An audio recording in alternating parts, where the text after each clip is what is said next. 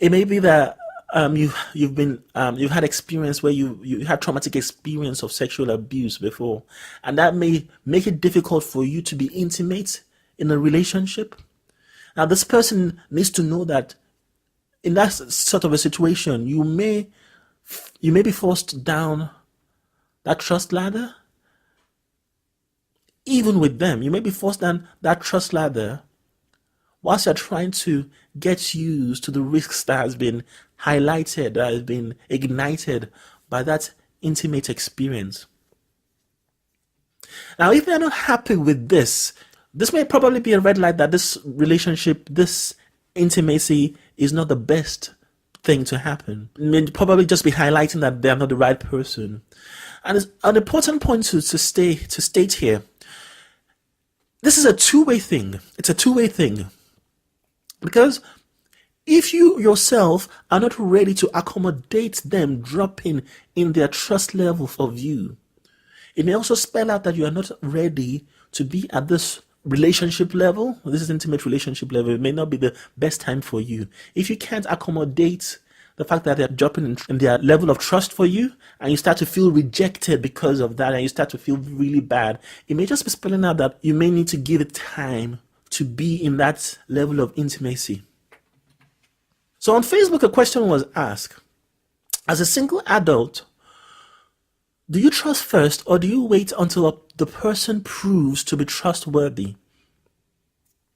And so probably by now, with what I've explained here, you would see that the process of trusting slowly is the natural way. You engage with people, and as you get to know them, you trust. So you need to kind of give yourself a lot of time, and feel comfortable with allowing that time. Because the time I might take to trust will be very different to the time you take to trust. So this is all important to take note, that you allow that time to allow yourself to feel comfortable in that situation, in that relationship. Okay. An important point to note here is that when someone drops down a few layers of trust, it doesn't mean that they are not trustworthy. It may just highlight that there are certain influences that is impacting their ability to trust. Some of these influences are things that you can work with, some you can't work so well with. Some actually become more of a problem if you try to work with. Now, some of the more workable ones, it may be that the person is just ignorant. And yes, being ignorant can become a problematic thing, but this is something that could be worked with if the person has their heart in the right place, the person has a good motive. It may be that they have a narrow view, lack of understanding. It may be because of stress, something has happened to stress them out, so they become so irritable and snappy. Or it may just be purely that they are not sufficiently aware of themselves, so they don't see that certain things that they are doing, they don't see certain things they are doing is stepping on other people's toes. Now, all these ones that I've highlighted as workable can also be problematic. But the ones that are often purely problematic are when the person is rather selfish and stubborn with that selfishness. Or when a person has narcissistic tendencies. And by that, we're looking at people who love themselves so much that everything is about themselves. And their thoughts, their worries, everything is about themselves, and they don't put other people's needs into consideration. Or people who are purely vengeful. Okay, so the third skill that one has to be able to learn when dealing with trust is being able to recognize what I call spheres of trust. I'll give an explanation of what I mean by this. Now, you may have in a relationship a husband and wife. Now, the husband may be somebody who's always leaving the toilet seat up. So the wife knows that when it comes to issues around the toilet seat, I can't trust my husband to not leave the toilet seat up. So if we have visitors and I know the toilet seat needs to be down, I will make sure I go and check it before the visitor goes up, because I know my husband used it just a few moments before the visitors came. Now, whilst that lady may not trust her husband to put the toilet seat down, she could trust her husband in being a loving, caring person who meets other needs. the toilet seat becomes a sphere of trust where this lady's trust level is low, but when it comes to being caring, the trust level is high. So I was just discussing this with a few friends just yesterday, and so one of them gave an example of driving down the road and seeing a man who seemed like he was falling down, and he was waving his hand out trying to get a lift. So as she saw the man, she noticed the man had a bottle on his hand, and she thought, can I trust to take him in my car? Will he harm me? Now, this is a lady who would quite willingly give people a lift. But in this situation, the issue of trust arose. So all these areas are spheres of trust. So you might be able to trust your friend with your finances, but you may not be able to trust her with a bar of chocolate, or leaving a bar of chocolate on the table because you know that she will definitely eat it. You may be able to trust your friend that he can respect you, but yet you can't trust that he will always be on time. Although then that might question an area of not respecting you. But you get what I mean by this. So the point to mention here, when you're working with your spheres of trust, there will be some spheres that you are more sensitive to. And this relates to your background, your history, where you're coming from. For example, if your parents did not tend to listen to you, it becomes something that would easily make you feel sensitive easily. Or even if you're in a job where you're not being listened to, that makes you feel really bad. That makes you feel that you can't trust the person. So essentially, it's healthy to avoid a blanket trust policy. It's more healthy to be able to see trust as having all these different aspects of it. And you then being able to work logically and assess logically when you're trying to determine if someone is trustworthy or not. So these are the 3 skills that you have to learn. 1, determine how much trust you can give in a particular situation to a particular person. Understand about trust layers and how you go up and down. And actually allow yourself to be able to go up and down the trust layers. And then understanding that there are spheres of trust. So you might be able to trust a person more in one particular sphere than you can trust them in other spheres.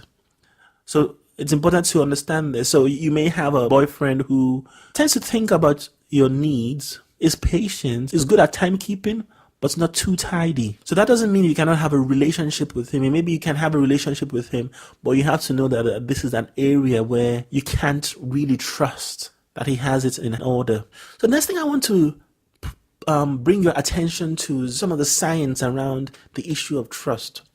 So the first thing to note here is that if you feel vulnerable in a situation, if you feel vulnerable when you're meeting a friend, if I feel vulnerable when I'm sitting in front of you or at a table with you, it means that there is a trust issue at play.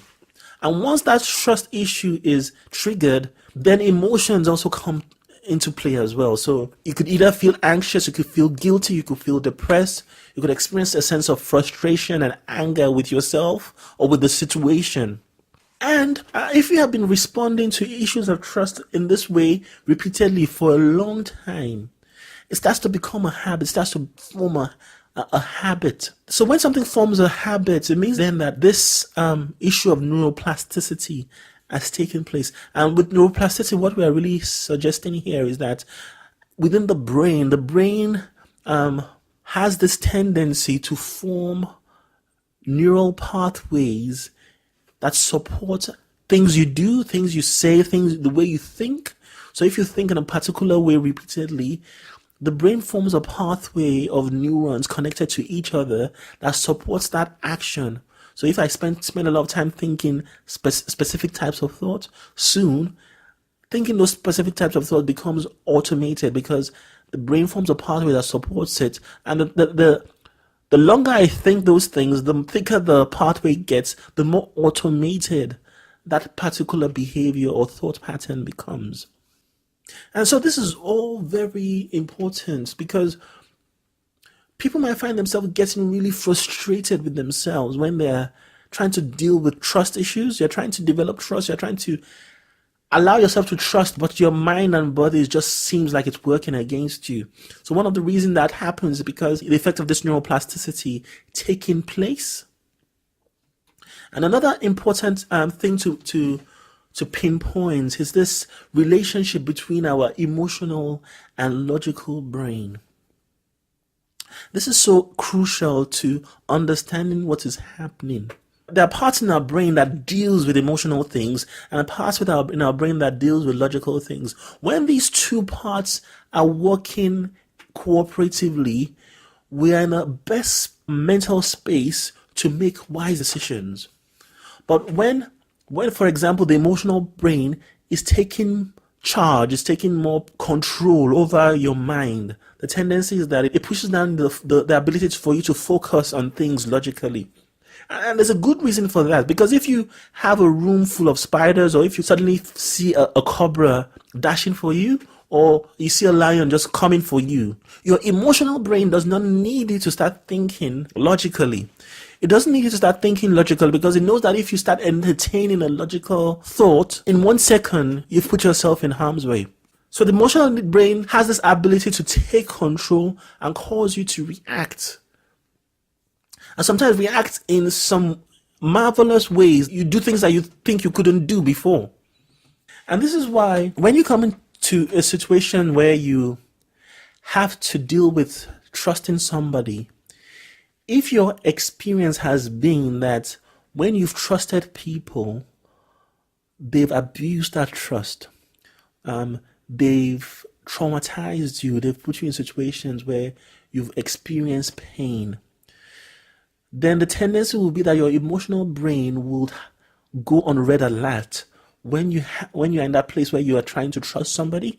It will go on red alert and boost you with a lot of emotions, pushing your ability to think logically about the situation down, making you to think irrationally when you're in that zone. And this is why some people will get really offended with themselves after they leave that emotional situation. Once they step out of it, they avoid it or they escape it, they start to be very negative on themselves. Why did I think that way? Why did I do things like that? Why am I like that? When it's somebody I like, and all of a sudden I would just sabotage the situation like this.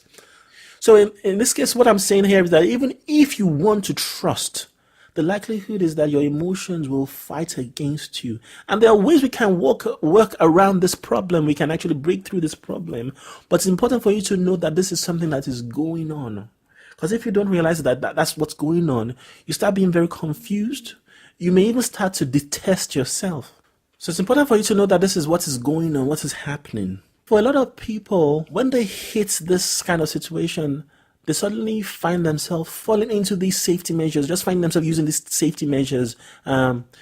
They may find that they completely isolate themselves from the world, and they may find that they get uptight, agitated over trivial issues, and maybe say or do things that may be damaging to others, say words, say things that they usually won't say.